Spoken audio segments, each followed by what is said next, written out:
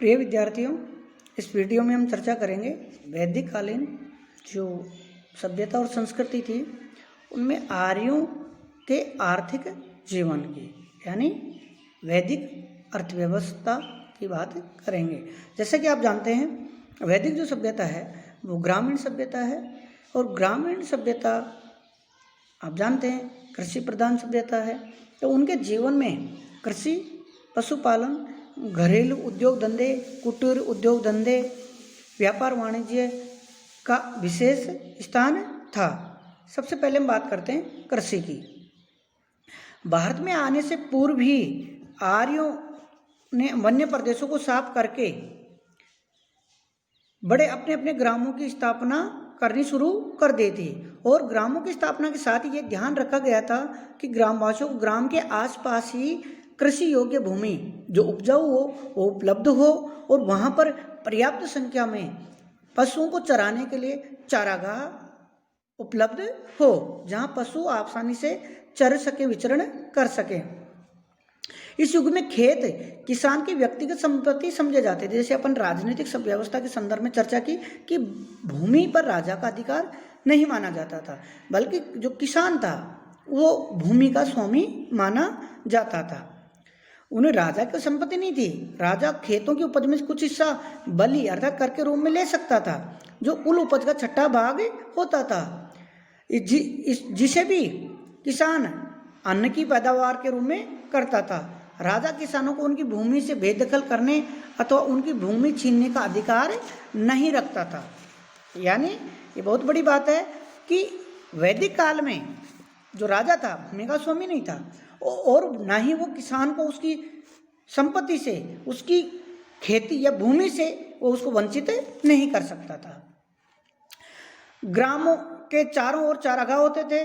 संपूर्ण ग्राम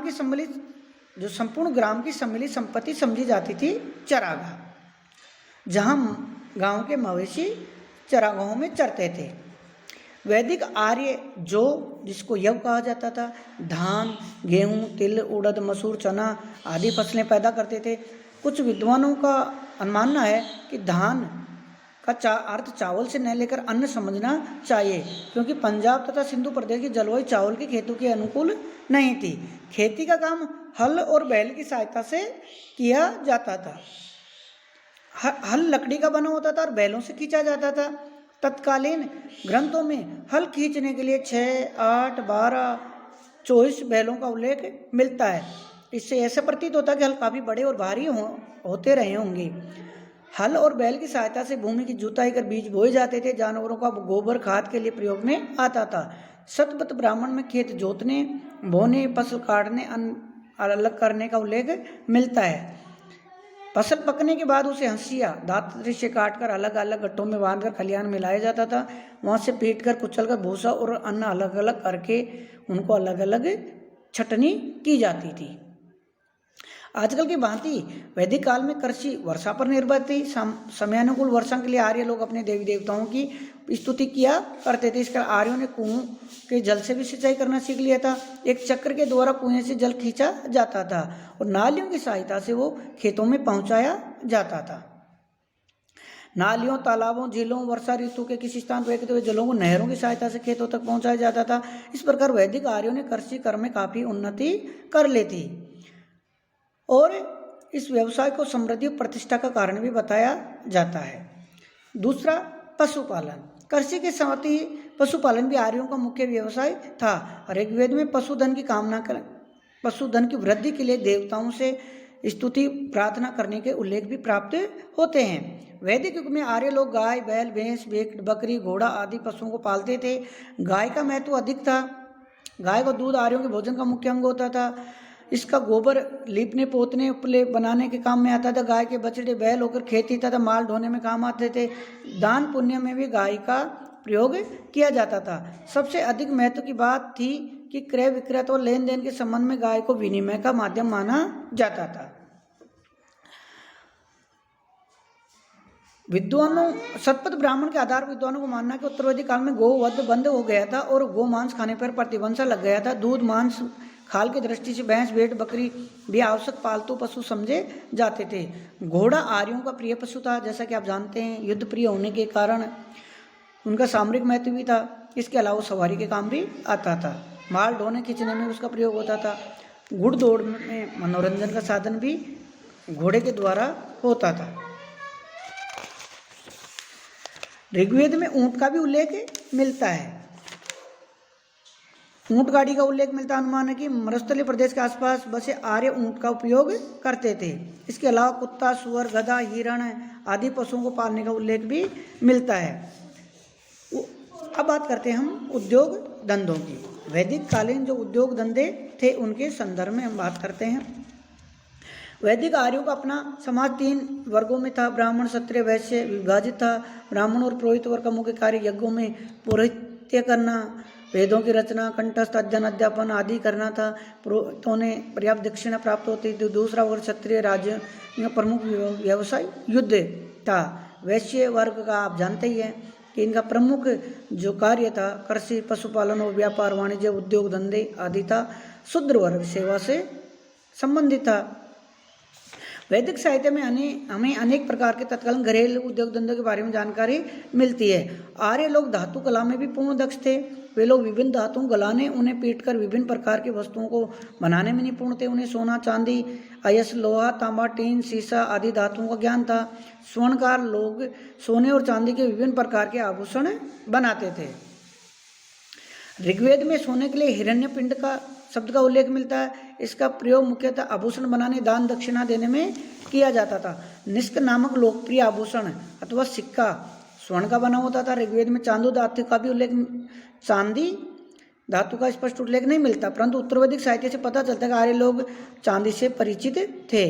कवच, शिरस्त्राण, बाण, अस्त्र शस्त्र, औजार बनाने के लिए अयस्क नामक धातु का प्रयोग किया जाता था। यह कौन सी धातु थी, इस पर विद्वानों में गहरा मतभेद है।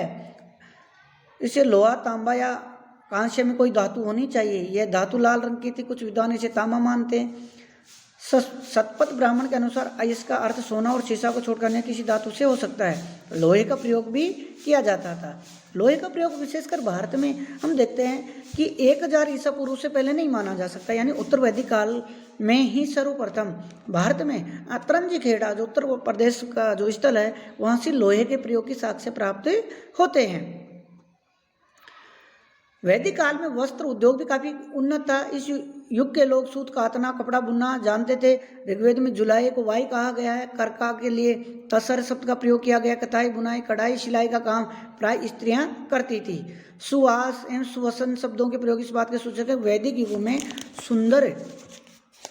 सुंदर वस्त्रों बनते और पहने जाते थे। ऋग्वेद में कपास शब्द का उल्लेख नहीं मिलता। अतः अनुमान लगाया जाता है कि इस युग में ऊन, सन, रेशम आदि से वस्त्र बनाए जाते थे। वस्त्रों के अलावा कंबल, शॉल, बोरे, चटाइयाँ आदि भी बनाई जाती। धनी लोग एक विशेष प्रकार का वस्त्र पहनते थे जिसके लिए शीम शब्द का प्रयोग किया गया। वानप्रस्थी सन्यासी सामान्य त्वचा और चमड़े के वस्त्र पहनते थे। वैदिक काल में चर्मकार का धंधा व्यापक रूप से प्रचलित था। चर्मकारक के लिए चर्मन्ना शब्द का प्रयोग है। चमड़े का प्रयोग विभिन्न प्रकार से होता था। बैल के चमड़े से धनुष की प्रत्यंचा, रथ के भागों को बांधने, चर्म रज्जु, घोड़ों की लगाम, कोड़े आदि बनाए जाते थे। चमड़े के जूते, थैले भी बनते थे। इस युग में कुम्हार का व्यवसाय भी काफी उन्नत था। कुम्हार चाक की सहायता से विभिन्न प्रकार के बर्तन, प्याले, घड़े, तस्से, सकोरे आदि बनाता था। इस युग में चिकित्सा व्यवसाय भी काफी उन्नत था। चिकित्सक या वैद्य भिषज कहलाता था। चिकित्सक को या वैद्य को भिषज कहा जाता था। अश्विन देवज भिषज थे जो अंधे को नेत्र, पंगु को गति प्रदान कर सकते थे। उन्हें वृद्ध च्युन को पुनः यौवन प्रदान कराया था। अथर्ववेद से पता चलता है कि इस युग के चिकित्सकों को विभिन्न रोगों के उपचार का ज्ञान प्राप्त था, जिसमें क्षय, कोढ़, पागलपन, गठिया, नेत्र रोग, सिर पीड़ा, नासुर फोड़ा, ज्वर आदि मुख्य थे। रोगोपचार के लिए विभिन्न प्रकार की जड़ी बूटियों, औषधियाँ तैयार की जाती थी। कुछ जगह पर तंत्र मंत्र का उपयोग भी दिखाई देता है। तैत्तिरीय ब्राह्मण में विभिन्न उद्यमों, उद्योग धंधों, शिल्प कलाओं की विस्तृत सूची प्राप्त होती है। इनमें अनुक्षत्य, सारथी या द्वारपाल के सेवक, अनुचर, भेरी वादक, चटाई बनाने वाला, लकड़ारा, दावस, ताली पीटने वाला, टोकरी बनाने वाला, सराफ, साइस, शराब बनाने वाला, महावत आदि का उल्लेख है। इन उद्यम कला मल्ला, धोबी, भृत्य, साहू, धूपकार, नाविक आदि का उल्लेख होता है। कुछ विद्वानों का मानना कि ऋग्वेदिक काल में व्यवसायी ने अपने संघ अथवा संगठन बना लिए थे। इनके कुछ संभव प्रति ब्राह्मण ग्रंथ में श्रेष्ठी, गण, गणपति आदि शब्दों का उल्लेख मिलता है। इन शब्दों के आधार पर विद्वानों का अनुमान है कि उत्तरवैदिक काल में व्यावसायिक संगठन का विकास हो चुका था और संघों को मान्यता दे दी गई थी। व्यापार वाणिज्य। वैदिक युग में व्यापार वाणिज्य, आंतरिक व्यापार दोनों ही प्रकार का उन्नत था। आर्य लोग व्यापार वाणिज्य के लिए बड़ी बड़ी नौकाओं का उपयोग करते थे, परंतु ऐसा प्रतीत होता है कि लोग खुले समुद्रों में नहीं जाते थे। उनकी जल यात्राएं देश की नदियों और समुद्र तटों तक ही सीमित थी। आर एस शर्मा का मत है कि ऋग्वेदिक